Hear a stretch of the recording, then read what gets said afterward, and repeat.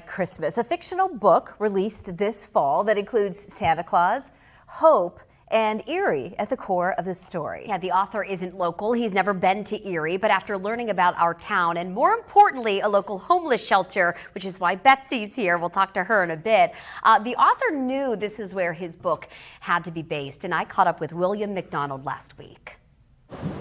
For author William McDonald, the idea for the Butterfly Christmas came while reading real letters that were written to Santa, sent to him by the post office. I was going through them one night and I found the one letter from a little girl, and she said, "Dear Santa, my sister is sick. Can you make her better from the North Pole?"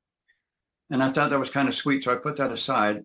And then maybe a week or so later, another letter from the same little girl said, "Dear Santa, my sister died. I thought you were going to make her better." And that was a heartbreaker right there, you know, and I thought, oh my gosh. McDonald wanted his story to be set in a small town and stumbled upon Erie. I wanted it to be not like New York, LA, Chicago, not a great big city. I wanted it to be a small, kind of like a user-friendly kind of town. And for some reason, somehow or other, it became Erie. And the more I researched Erie, the more I thought, okay, this is where it's going to be. A big part of the Butterfly Christmas takes place in a homeless shelter, and more research brought him to St. Patrick's Haven. Santa Claus ends up in a homeless shelter. And I called every homeless shelter in Erie to see what they were all about. And the only one that responded was Betsy Weiss from St. Patrick's.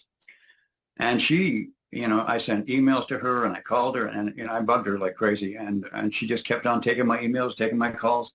The Butterfly Christmas was released in October and is available for purchase on Amazon.